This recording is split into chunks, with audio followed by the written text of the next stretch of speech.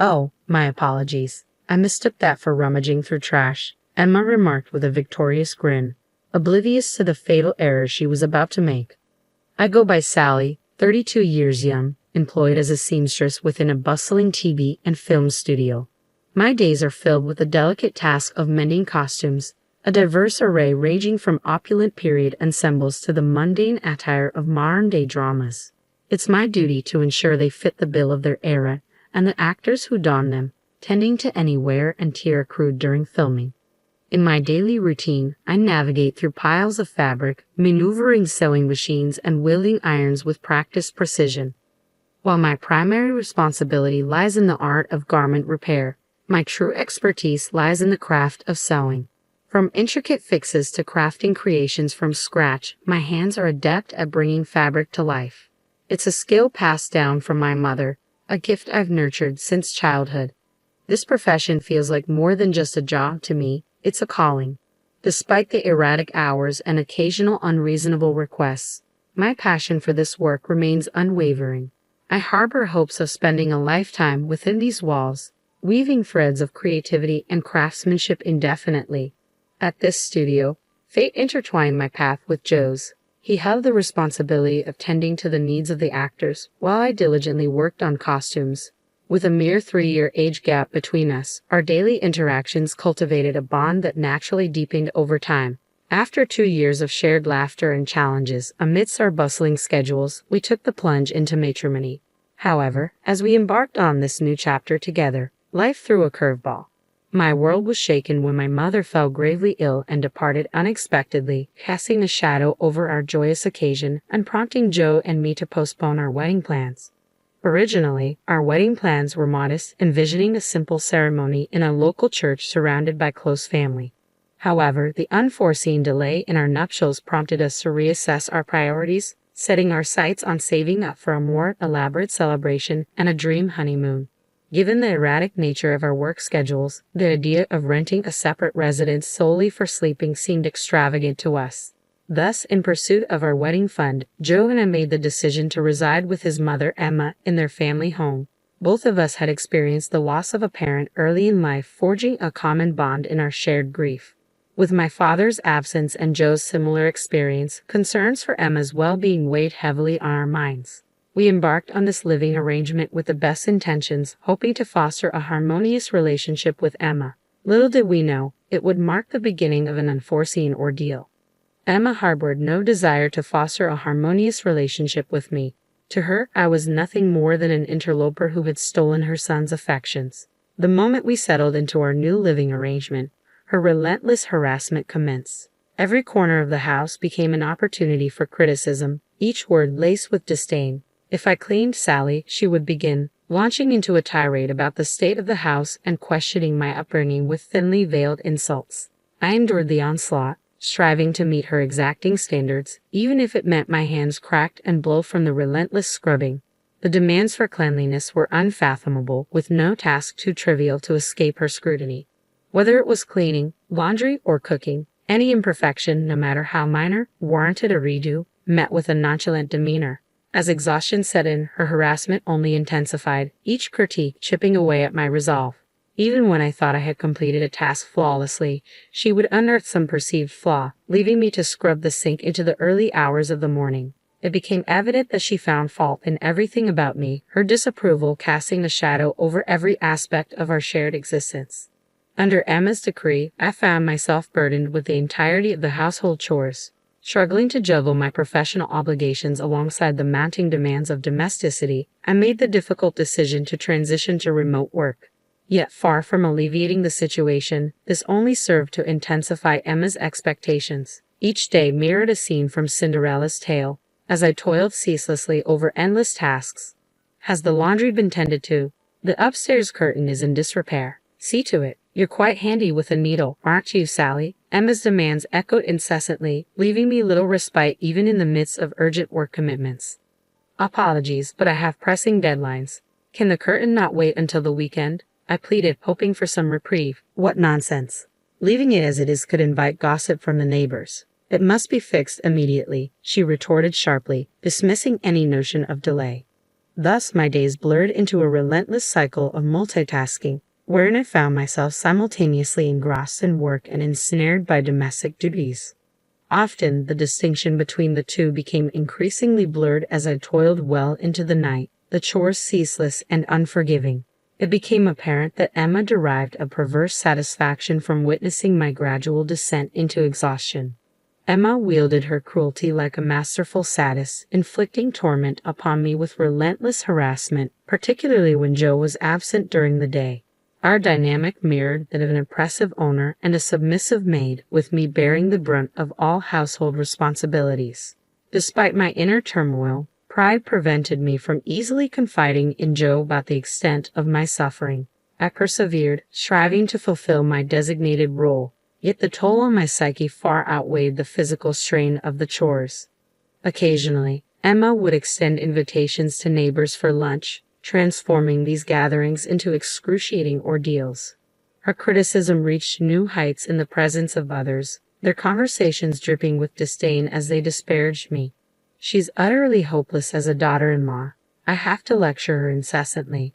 My son may be blind to it, but I'm not fooled. She's simply insufferable and devoid of common sense. Emma's words cut deep, amplified by the chorus of laughter from her guests, who seemed all too eager to join in the ridicule.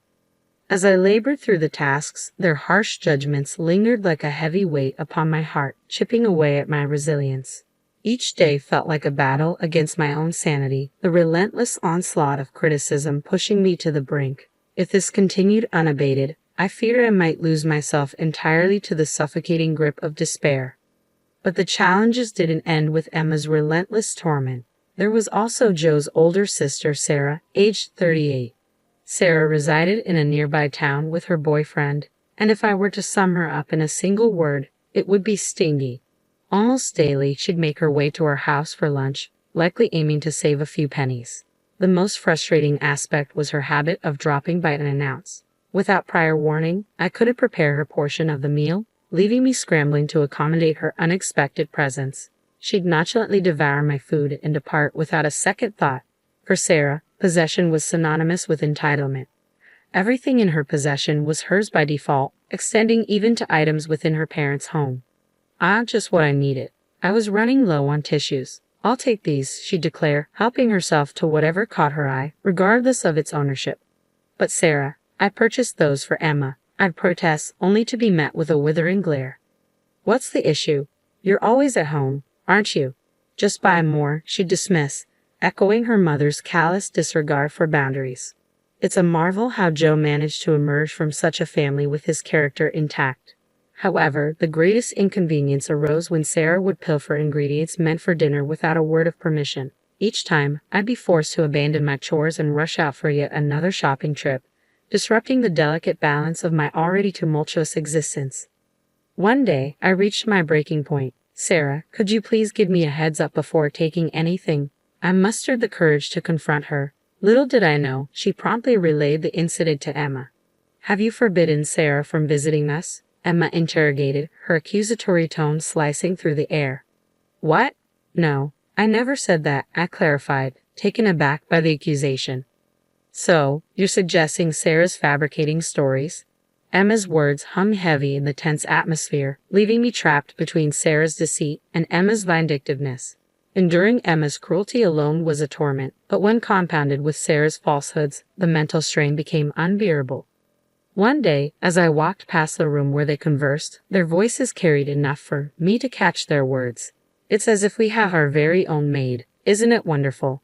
I'm envious. Send her over to my place as well, Sarah remarked, her tone laced with mockery. A maid? Am I not your daughter-in-law? I interjected, unable to contain the hurt and indignation welling within me.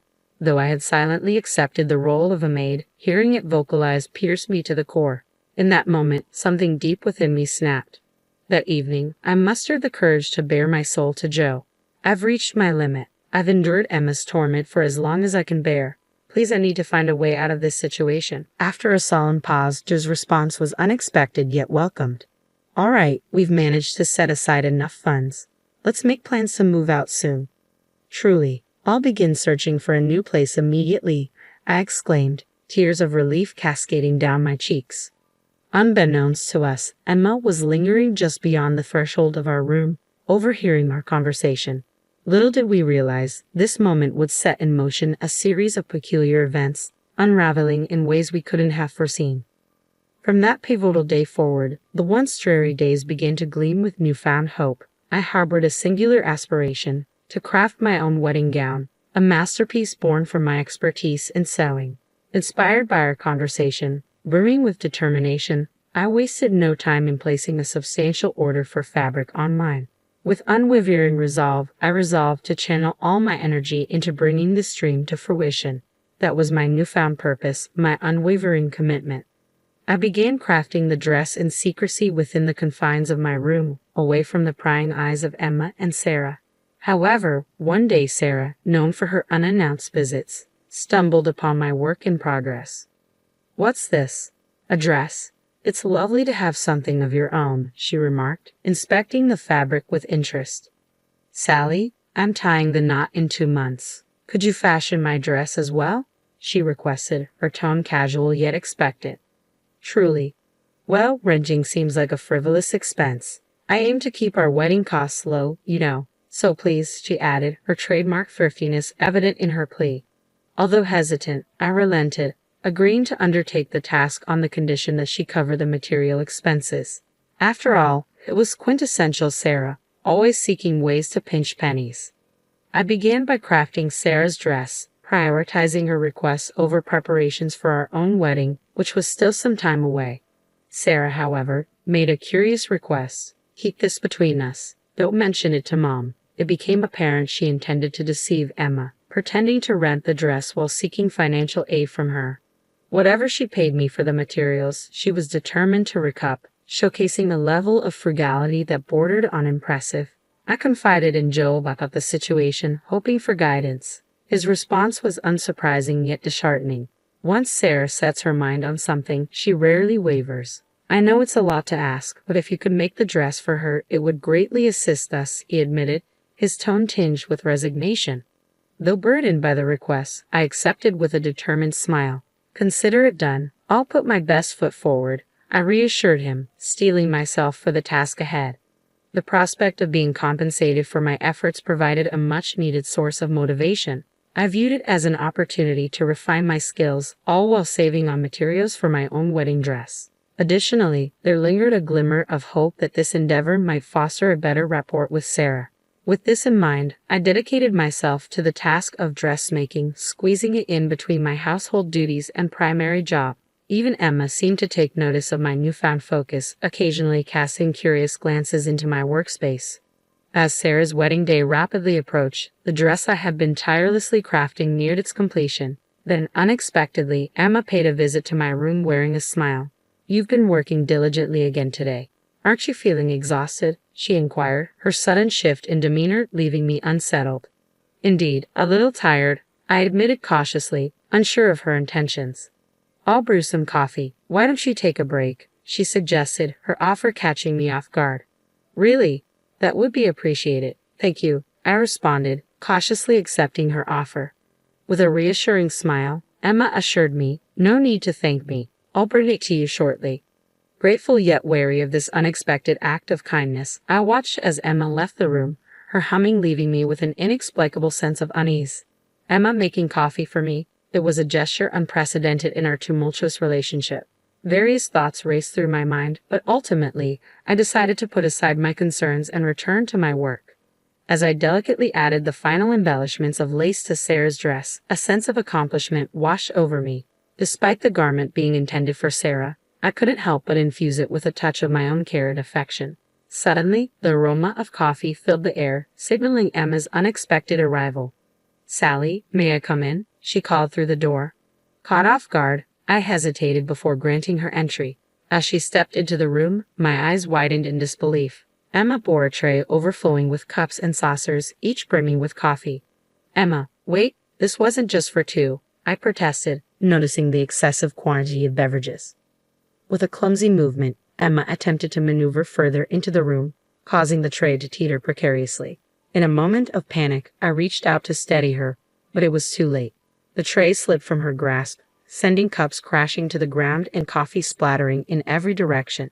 In the ensuing chaos, I stood frozen, my gaze fixated on the ruined dress now adorned with splotches of coffee resembling a peculiar giraffe pattern. A scream escaped my lips involuntarily, echoing the shock and dismay I felt in that moment.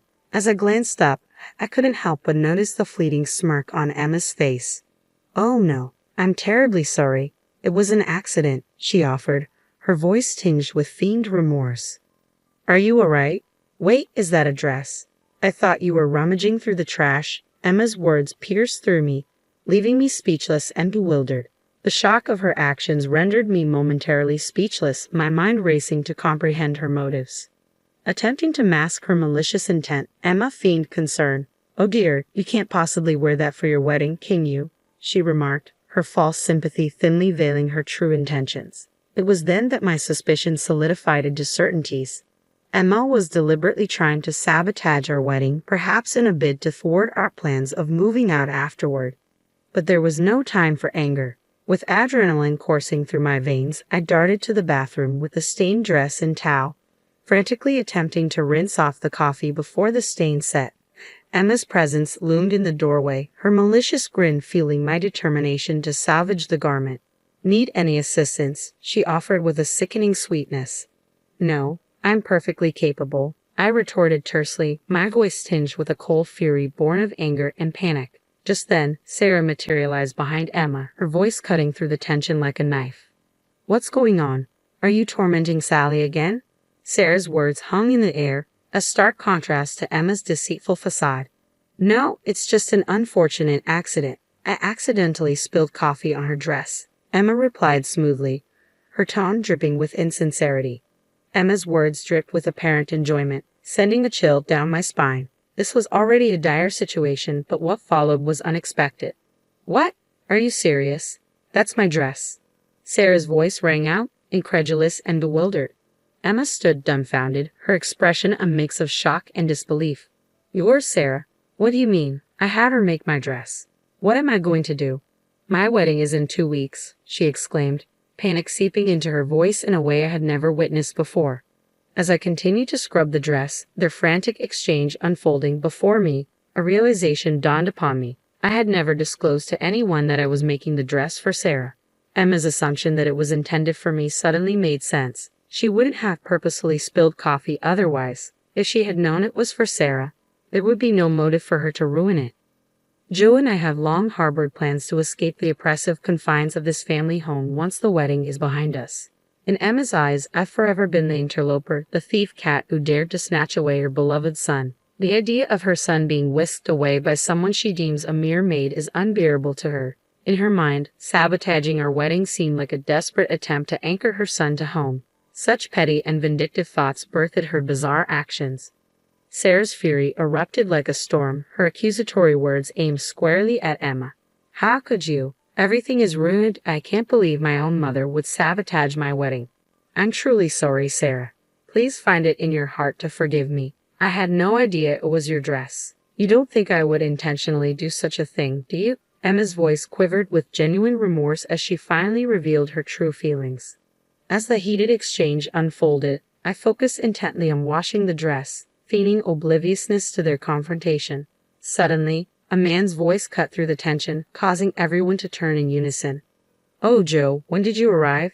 Sarah exclaimed, startled by her brother's sudden appearance. "So, that's what happened, Mom," Joe stated calmly, his expression inscrutable. I hadn't even realized he had been silently observing the scene unfold, his arrival timed perfectly amidst the chaos of the argument between his mother and sister. Joe's voice pierced the air, tinged with palpable disappointment. "You watched Sally pour her heart into that dress every single night, only to deliberately ruin it. That's truly despicable." "It's not what you think. This is," Emma began, attempting to defend herself, but Joe's interruption cut her off. "Don't try to make excuses." Joe's voice rose with frustration, causing Emma and Sarah to recoil in surprise. Emma, in particular, seemed stunned by her son's rare display of anger, a stark departure from his usual demeanor. Maintaining his composure, Joe continued, his tone heavy with sadness. "I'm deeply disappointed, Mom. Sally endured your mistreatment all this time, hoping that one day you might change. She did it for my sake because you're my mother." As Joe's words resonated through the room, a surge of emotion welled within me, threatening to spill over as tears. I had once misconstrued Joe's demeanor as indecisive and overly deferential to his mother, but now I witnessed a man steadfast in his determination to defend the woman he loved. Joe's unwavering stance, though perhaps unexpected, ignited a renewed admiration within me, reigniting the flames of my affection for him. Addressing Emma with unwavering resolve, Joe pressed on. "This is where we stand, Mom. I can't simply overlook what's happened. I'm sorry, but Sally and I will be leaving this place as soon as possible. I intend to stay until the wedding for your sake, but I cannot prolong our stay any longer." Though it was just a dress this time, who's to say what the future holds? Sally could be in danger next time, and by then, it might be too late. Emma, taken aback by Joe's assertion, interjected with a vehement denial. "Danger? Mom, I would never put her in danger." Joe's voice quivered with restrained anger as he confronted Emma. "How could you speak so callously after destroying all of Sally's hard work?" While his tone was measured, his frustration was unmistakable. This was his mother, after all, and Joe chose to express his discontent with quiet intensity rather than resorting to aggression. As Joe's words hung in the air, his expression shifted into something I had never witnessed before, an amalgamation of anger tinged with profound sorrow. It was a stark departure from the affectionate bond he shared with his mother. Emma, typically quick to retort with sharp words, stood speechless, tears streaming down her cheeks. It was a rare sight to witness Emma, usually so formidable, reduced to tears by her own son's disappointment. Sarah, too, stood in stunned silence, her gaze oscillating between Joe and Emma. The tension in the room was palpable, the weight of the moment hanging heavily upon us all. Later, Sarah made the difficult decision to cancel her wedding, realizing it was too close to the date to proceed amidst the turmoil within their family. Sarah was resigned to the fact that she wouldn't be receiving a refund. "I'm not to blame. Emma was the one who footed the bill," she reasoned, her tone resigned. In Sarah's eyes, at least she wasn't losing any money, but the situation weighed heavily on Emma. It seemed that Emma was finally beginning to grasp the gravity of her thoughtless actions, which had spiraled out of control. The shock of being reprimanded by her son had left her visibly weakened. However, the fallout extended beyond the confines of our household. Sarah's abrupt cancellation of the wedding incensed her boyfriend and his family. The strain on their relationship became untenable, ultimately leading to their breakup. Sarah placed the blame squarely on Emma for the dissolution of her relationship, and the accusations continued to echo long after. After we departed from the family home, Emma's calls occasionally came, often with a request for money. It became evident that one of her reservations about our leaving was financial. While we lived together, we contributed to household expenses, but Emma solely relied on her pension for income. It seemed her financial assistance had become a crutch for her. Each time Emma reached out, Joe stood firm in his refusal. "Mom, why not find work? There are opportunities out there. We all need to stand on our own feet. Please let us move forward independently," he urged, his words laced with a sense of responsibility. Despite Emma's pleas to avoid abandonment, Joe remained resolute. His unwavering stance seemed rooted in a deep-seated sense of duty.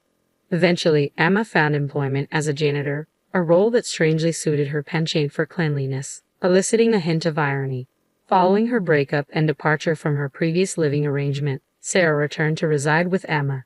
However, she ceased working altogether, relying solely on Emma's part-time income and pension. Upon seeing her again, I couldn't help but notice a striking change. Sarah was nearly unrecognizable, having gained a significant amount of weight.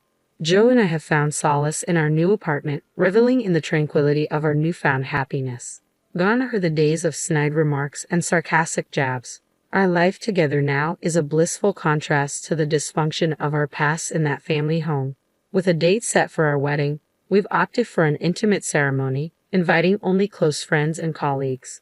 Emma and Sarah, both grappling with their own struggles, won't be on the guest list. We've chosen to keep our celebration free from disturbances as they brought their isolation upon themselves. As preparations for the big day commence, I've begun crafting a new dress, a symbol of fresh beginnings and the beauty that awaits. This gown will be a testament to resilience far surpassing the one marred by a giraffe-like pattern.